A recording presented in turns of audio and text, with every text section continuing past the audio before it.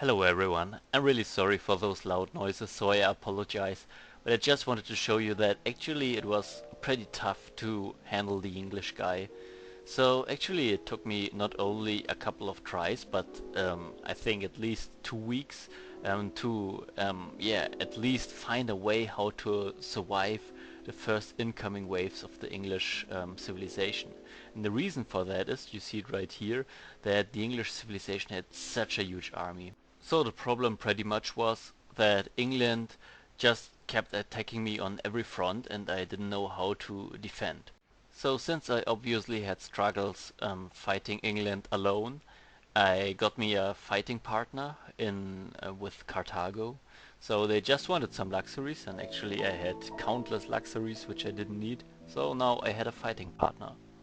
I also tried this out with Arabia and every other nation, but yeah, Carthago was the only one which was willing to help me out. Even though about 10 turns had passed from the last video, I was not really capable of really buying a lot of new units. I had some capabilities because I got a lot of money, but actually I had to create some defensive spots. And since I had to load a couple of times, I pretty much knew where the English guy would attack. So one of these defensive spots, and I would even say the main spot, was around Baghdad.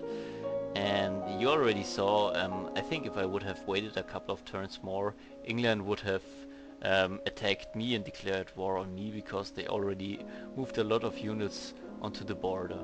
Now here you see my second defensive spot around Carfu and Medina. Unfortunately, I had to buy a lot of new warships, so a lot of those ships are low level and don't have any upgrades. So as you will see in just a couple of seconds, it's pretty hard to defend that spot. And there were also two additional spots where I at least positioned a bit of defense. So there was a south spot in South America, which was the city of Lublin. I knew that I would get attacked here. You see it here. Now actually I only have 2 units, but that's pretty much all I had. And there were also a spot in the north, I think was Asia, I'm not sure, so it was Sangantum. So those were the 4 main early spots where the first early attacks occurred. All around all over the map there were still a lot more attacks, and there were also some spots which I couldn't protect, so where England just rushed over me. But now here you see the first turn of the enemy. Even though I killed all the units on the border, he just flooded through my borders and flooded my land or my area with own units. Since I had so many units here, I pretty much had good capabilities to clear away his units. Still, unfortunately, I lost one of my, I think, highly experienced warships. Really, yeah, not a nice thing to happen, but I reloaded so much, so yeah, I couldn't, yeah, save all units. So I, throughout these fights, unlike the early game, I couldn't, yeah, go without any casualties. So now here you see what I was talking about. Actually, England was also sending a huge army or a sea fleet to Carfu. And I mean, those are just the beginnings. And here actually you see the city of Rhodes. And yeah, it's so far away, I couldn't position a nice army right there. So pretty much, as you can imagine, this one was gone. And so now here our fourth defensive spot here, you see Sangantum. And those were pretty much the 5 first targets of England.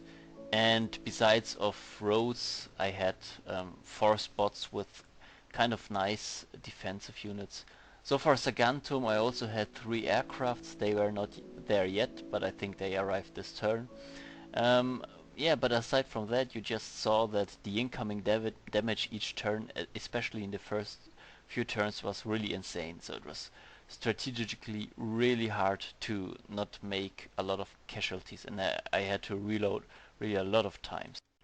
Okay, and as you see here, the flood of units that does not stop. I would say about Baghdad, I killed already about 10 or 15 units even,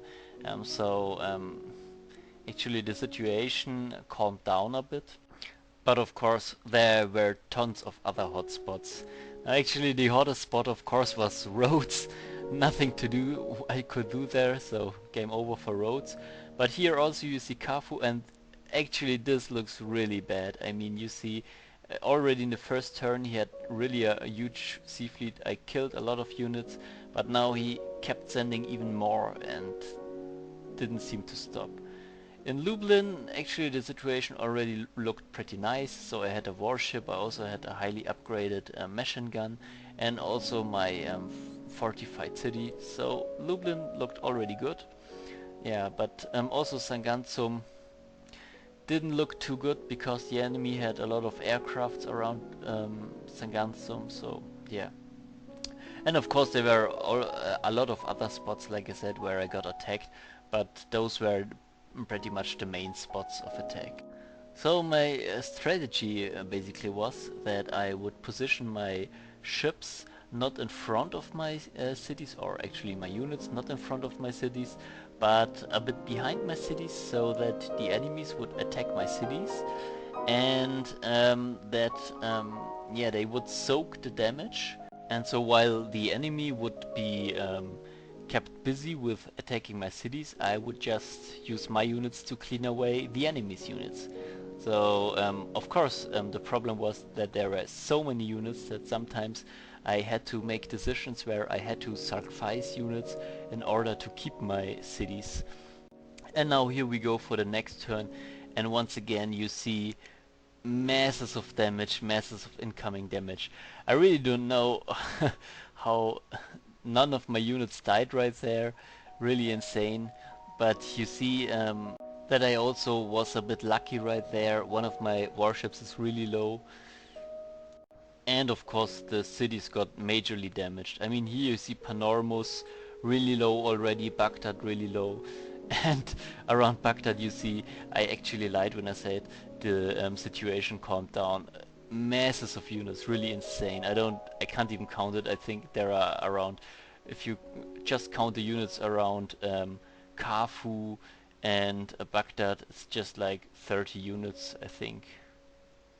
Yeah, so pretty much that was the situation I had to face, and yeah, the hope was that I could hold out, clean all the area with just my little amount of units and don't lose any cities. So of course the plan for the future was that if I would hold out long enough, and if the English civilization would lose some of its momentum, that I would probably be capable of doing some counter strikes. Here for instance you see Wellington, and I think Wellington would be a great target because it's basically in the middle of my sea fleet. So if I wouldn't lose a lot of units right there, maybe I would be capable of doing a counter strike on Wellington.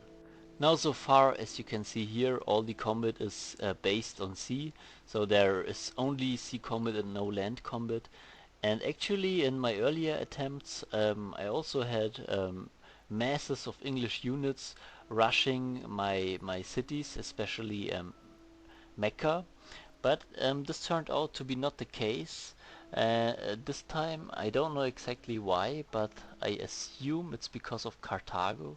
So I yeah, ganked up with Carthago, and I think Carthago, even though it does not have a lot of points, I still think they had a pretty good army.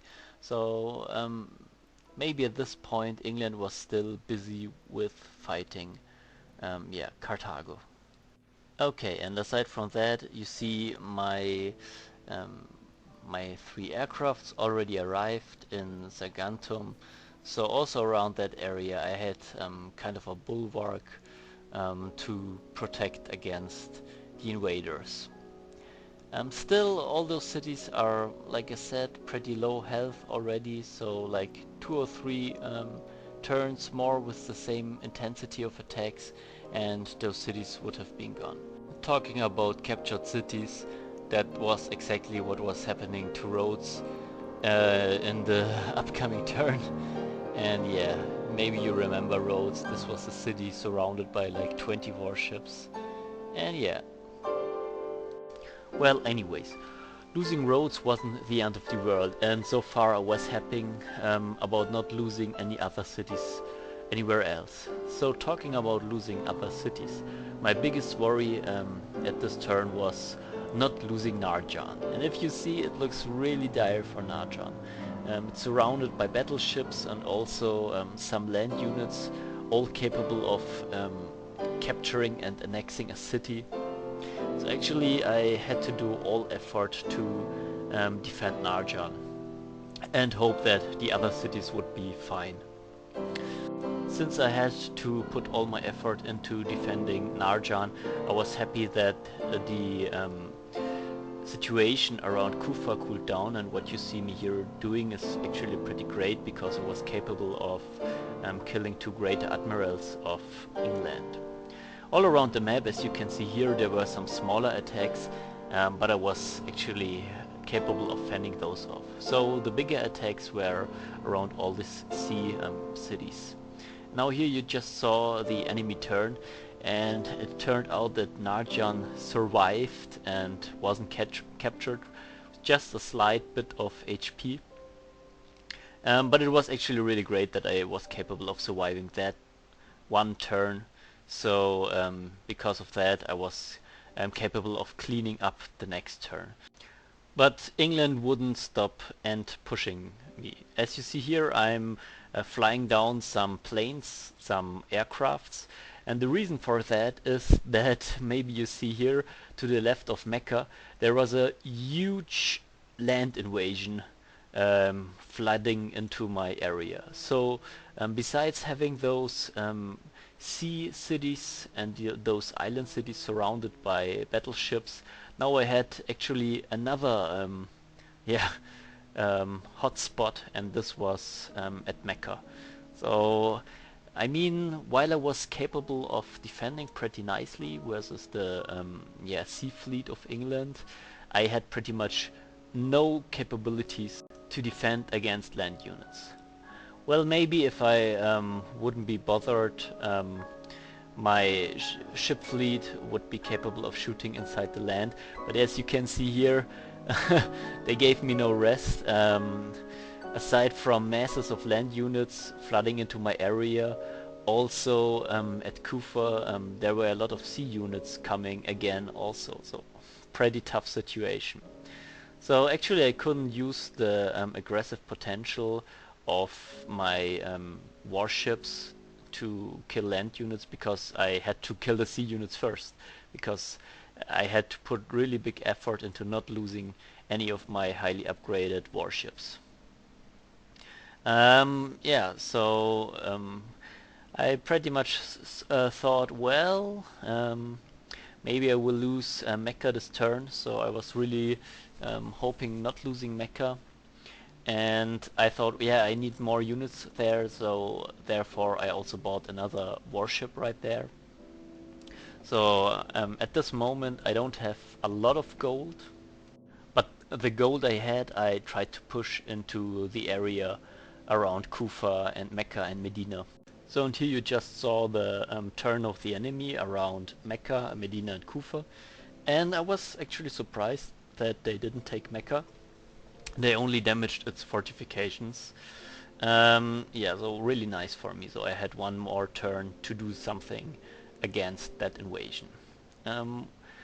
While the situation around Baghdad was, well, I think cleared pretty nicely, I decided to send my first couple of warships against Wellington, and you see I damaged a lot of its fortification.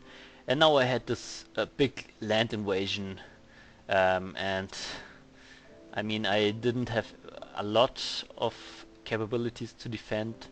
I only had those 3 airplanes and, well, my warships around Medina, which could shoot into the land a bit.